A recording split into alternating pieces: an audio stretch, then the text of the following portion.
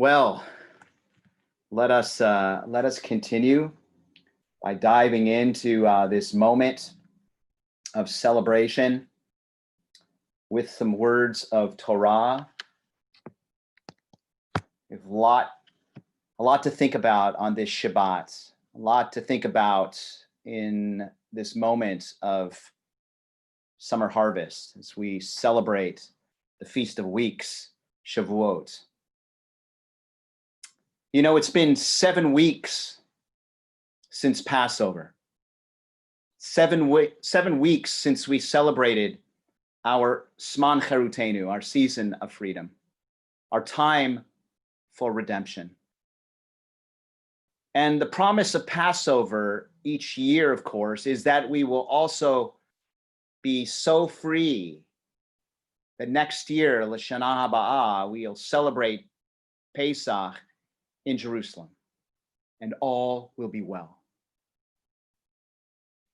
The Messianic era will arrive, and with it, universal peace and justice and spiritual uplift for all. I can't wait. And yet, I've been waiting for this amazing moment my whole life. How about you?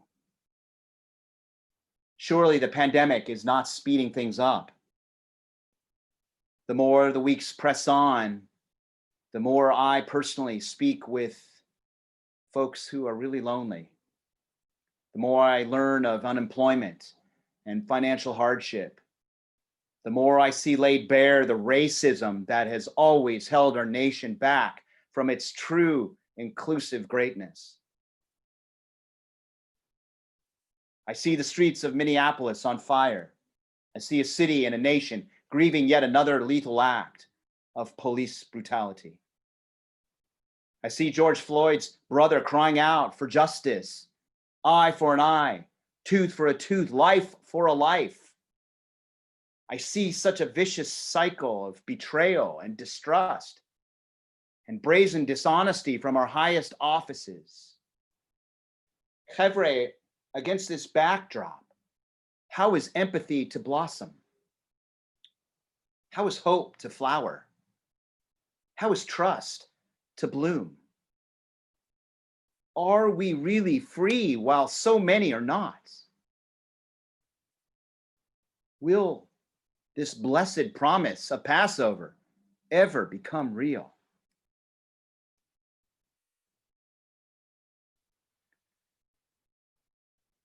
The truth is, for me, I take great comfort in the festival of Shavuot. Our summer harvest festival comes as we are reeling collectively. Shavuot comes like a beautiful summer day with the sun shining warmly on our face. No, the moment is not suddenly made completely sunny. Shavuot is not that powerful, but it does bring perspective. And perspective lends to resilience.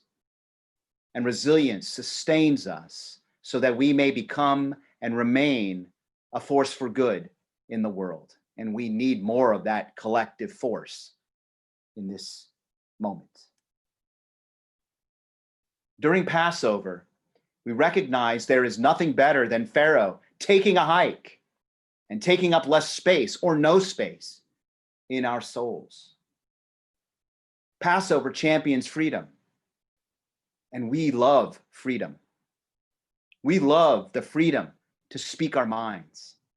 We love the freedom to move about. We love the freedom not to live in fear. We love the freedom to act according to our fondest desires. But then again, one could argue, and I will argue, our fondest desires in some ways can be the very problem we witness in life today. Or more affirmatively, they are the very problem we witness in life today. In the words of contemporary Israeli philosopher Menachem Kellner, desire can be predatory, when it eats at our own hearts.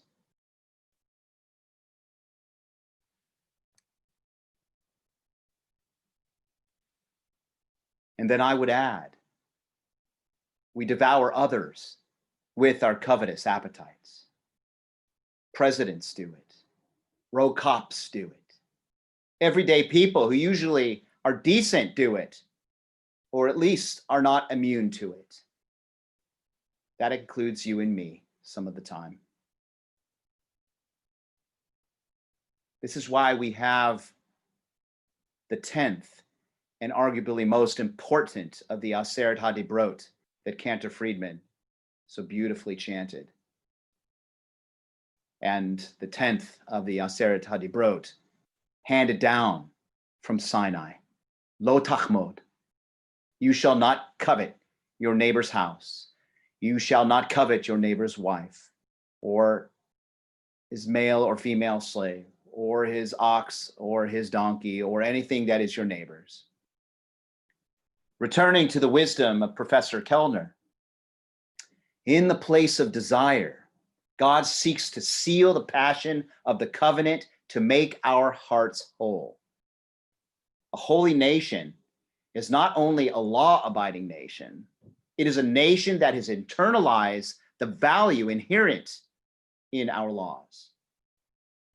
The 10th commandment, lo tachmod, thus teaches us that while mitzvot are a way of life, they are not ends in themselves. They are not something to covet. They are a means, though, to a further end. And what is that end? Professor Kellner says, the formation of holy character. Lo tachmod is not only a strategy for sacred Jewish community, it is also a healing balm of justice and compassion and kindness, of tzedek, of rachmanut, of chesed, that our nation so desperately needs. But why, Chevre, is it not easier to achieve this wholeness? After all, who would argue with the logic of loving our neighbors, or seeking peace, or treating each other, B'Tselem Elohim, in God's image, full of intrinsic worth? We wouldn't have any arguments over the logic of these mitzvot. But the problem is not the values themselves. The challenges lie with us, with our vulnerable and fragile humanity. In the words of Rabbi Irving Greenberg, freedom then must be earned. Yes, God grants us freedom from Pharaoh during Passover. And we are thankful for that freedom. We are thankful for that chofesh. But that doesn't mean God forces us to be free. Rabbi Greenberg tells us, in truth, freedom cannot be given to another. And this is the essence of Shavuot. We must take the Torah. We must take the commandments like lo tachmod, and we must then imprint God's loving wisdom on our hearts. That is what true freedom is. Cherut, we call it. It's when Torah, the Torah of lo tachmod, is imprinted upon our hearts. Then we start to really understand the power of freedom.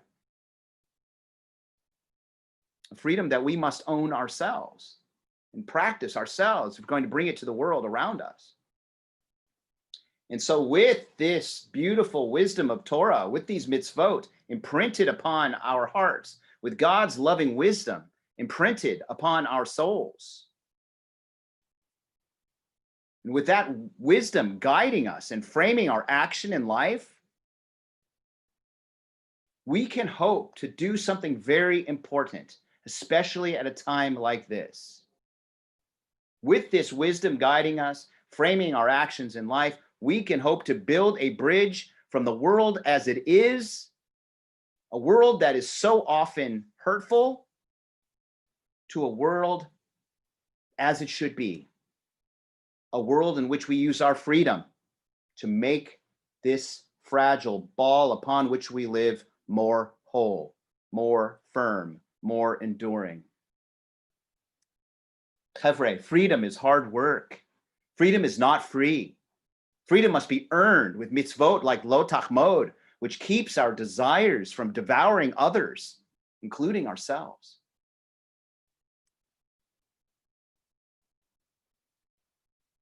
So I ask you, do you ever wonder why we read the book of Ruth during Shavuot?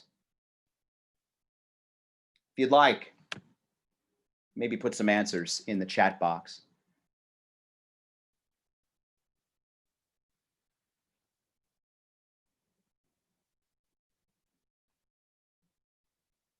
Well, some of you might say that the book of Ruth reflects the summer harvest. You would be right. Some of you might say that Ruth embodies the covenant and models the power of conversion. Perfect answer. Ruth is connected to King David and the Messianic line. Bingo. King David died on Shavuot. Indeed, he did.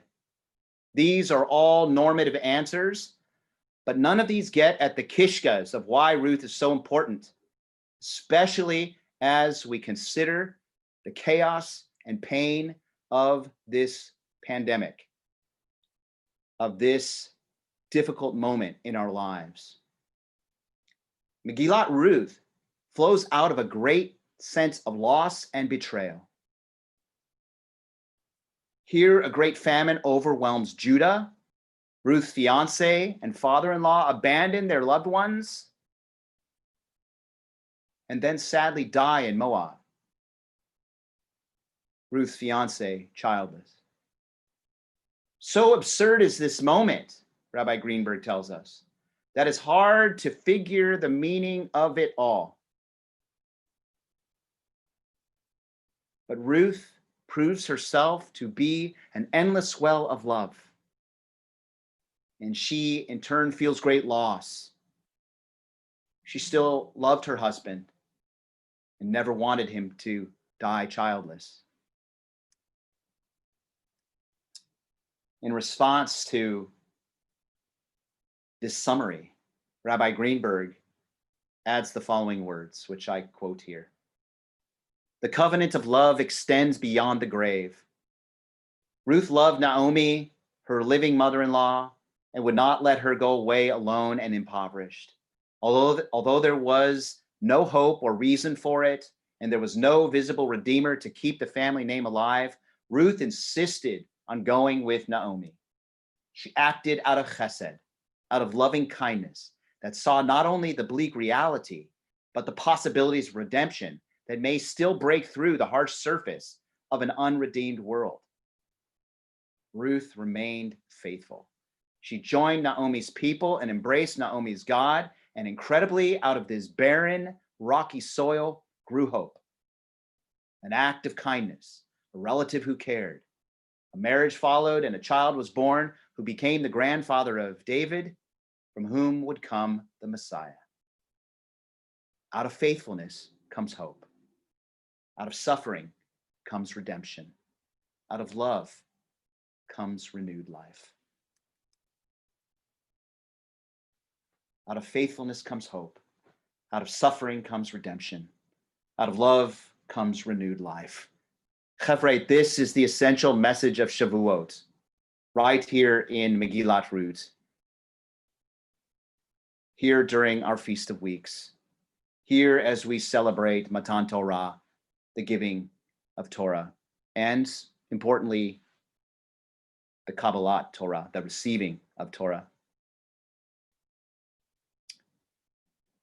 We also reaffirm Shavuot, not just as a moment to remember our freedom of Passover, which we enjoyed 7 weeks ago, but also Shavuot becomes a moment to rededicate ourselves to earning our freedom